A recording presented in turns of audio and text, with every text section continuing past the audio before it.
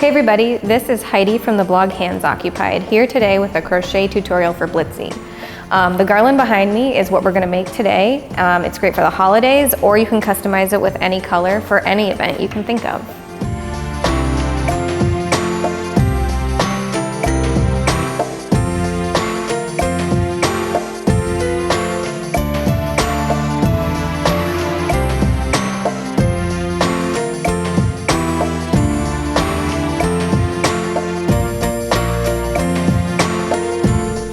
First up, I'm going to show you guys how to work each stitch that's needed to make this cute garland. So the first thing you need to know how to do is how to make an easy slip knot.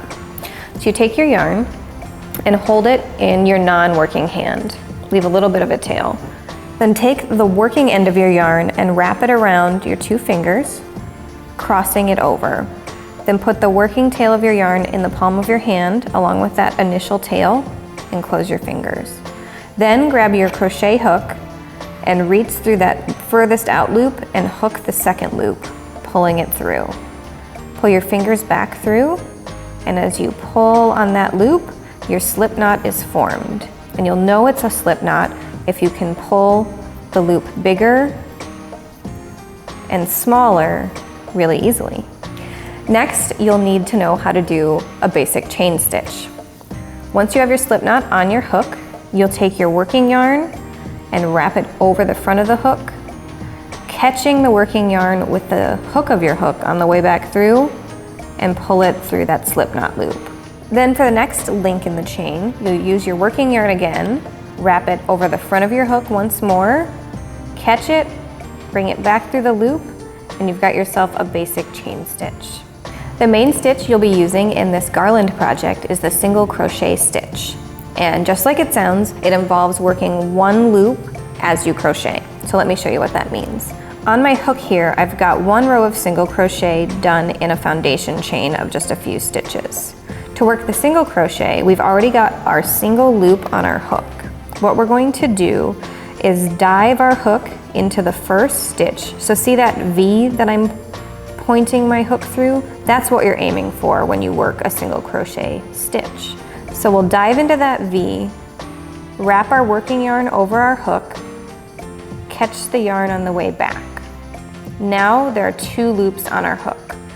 We'll wrap the working yarn over the hook one more time and draw it back through both loops at the same time, forming a single crochet stitch. So let me just work a couple more to show you that again. We've got the one loop on our hook, diving through the V, wrap the yarn to pull back through, wrap once more, pull through two, and there's a single crochet stitch. And here's once more, just for your reference. Diving through the V, bringing the loop back, bringing that through both loops. And there we've got a line of single crochet. The last technique you need to know how to do to make this garland is the single crochet 2-in-1. So it's really exactly the same as working a single crochet, you just work two of them in the same V or the same stitch. So let me show you how that works. We are going to be working in this first V twice with two separate single crochet stitches for the single crochet 2-in-1. So we'll dive through that V and work one single crochet. And then instead of moving on to the second V, we'll work in that exact same one, forming the second single crochet stitch. So there's two single crochet stitches in one stitch, hence the single crochet 2-in-1 name. Let me show you that one more time. We're gonna work in this middle stitch right here. So we'll put the hook through there and work our first single crochet stitch. And then work one more in that exact same stitch for 2-in-1. And then I'll just do one more to complete the row to show you again. Here is our first single crochet in that last stitch and our second. So if you look at your work, you can now see how it's forming kind of a V shape, because instead of just working 3 stitches across our row, which we had room for, we worked 6. So now the piece is growing wider, and that's the point of doing a 2-in-1, is adding more stitches to your work.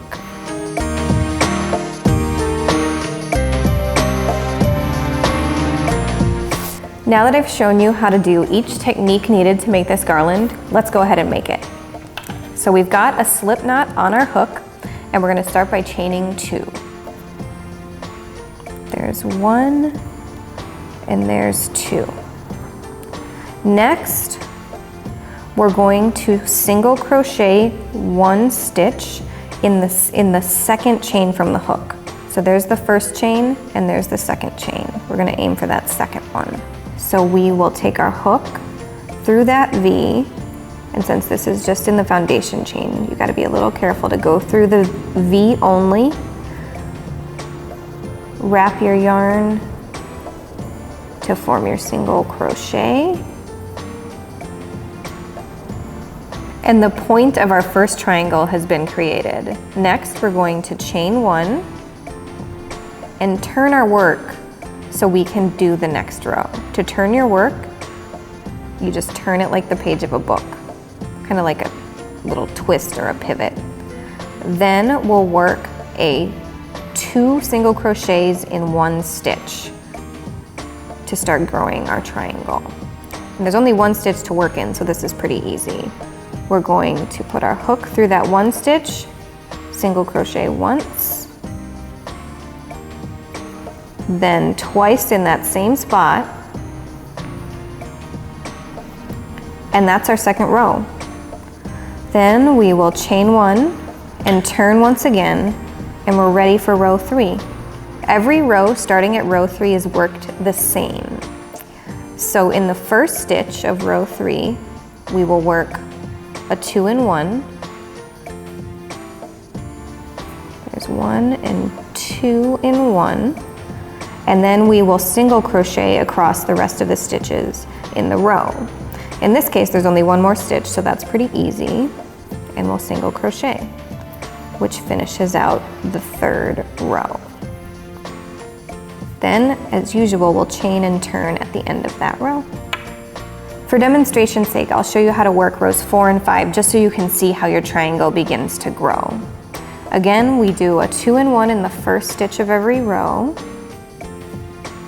1, 2, and then we'll single crochet across the rest, which in this case is 2 stitches, and last time it was 1. So those single crochet 2-in-1s add 1 new stitch to every row, which organically grows your triangle row by row, forming each piece of the bunting or garland that you'll have at the end.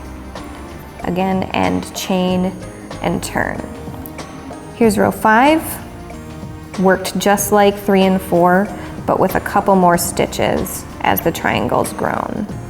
There's our single crochet 2-in-1, and now there's 3 single crochet stitches left to work.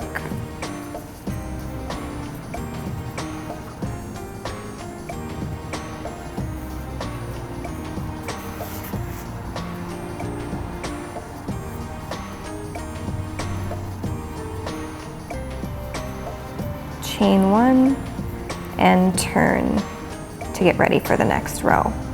You'll keep working that row 3 repeat, which starts with the single crochet 2-in-1 and single crocheting across the rest of the row. You'll do that 7 more times for 10 total times. You know you'll be done with your triangle when there are 12 stitches across the top that you can count.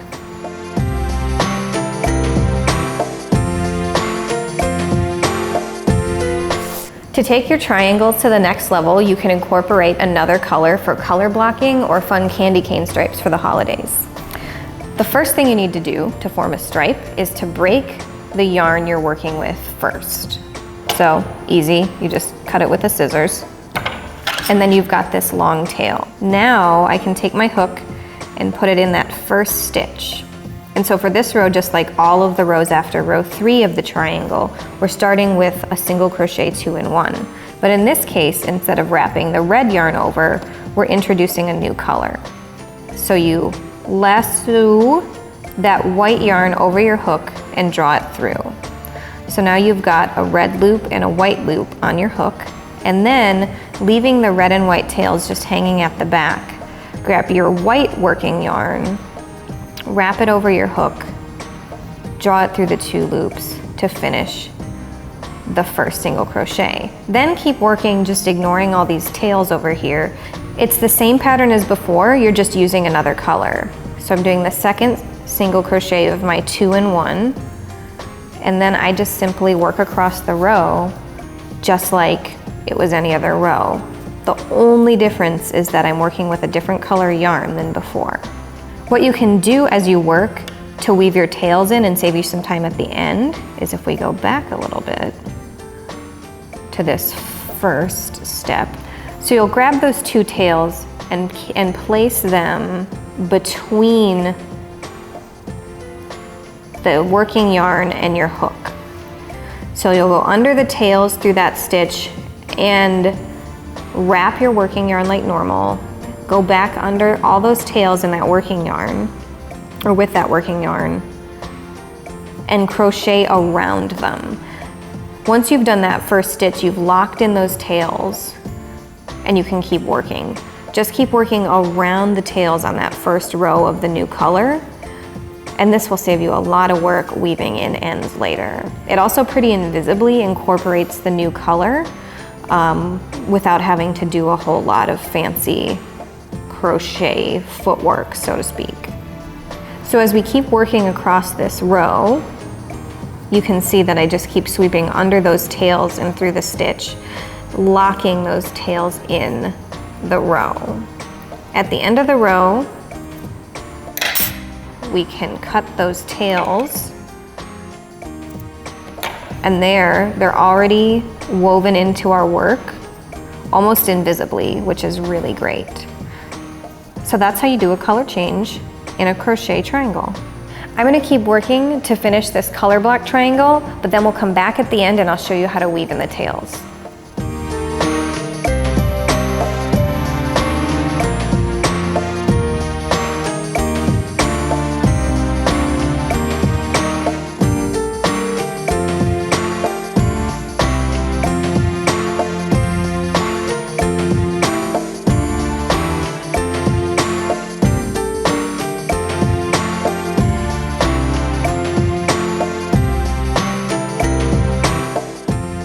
So we finished our triangle and all that's left is to weave in the ends. Now we're going to grab our trusty scissors and snip our yarn.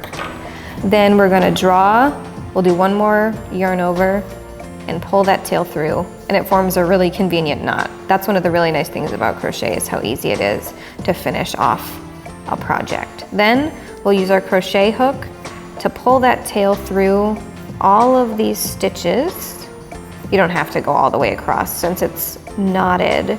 We're really just weaving in the tail to finish our work neatly. And then once you've gone through a few stitches, probably about halfway across the row is good, you bring your scissors in and cut it close to the triangle without cutting the triangle. So snip there. Then we've got to weave in the tail from the beginning and just put your hook through whatever hole you can find in the triangle and draw the tail through. This color blocked example is a really good one because one thing you want to do if you are working with multiple colors is to weave the tail into the same color so that no one can see it. That way you can be kind of sloppy or just quick if you're in a rush, because the holidays and holiday crafting, there's never enough time for it. Just weave in that tail in its own color section. And just like with the other end, snip the tail, and there's your triangle all ready to be added to the garland.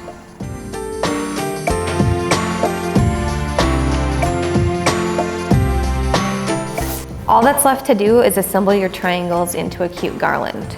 So you just grab some of your yarn, however long you want it to be is fine, cut it, and take a tapestry needle or just a really big needle, thread your yarn through it, and then do just a basic running stitch, so just sewing back and forth to attach your triangle to the garland. Just really easy sewing back and forth through those stitches at the top. I'm just demonstrating this on one triangle, but for your garland, you'll have a whole bunch, like the one that's behind me in this video. So you'll keep sewing them onto the yarn like this, and they'll hang really nicely on a tree or as a nice home decor piece around the house.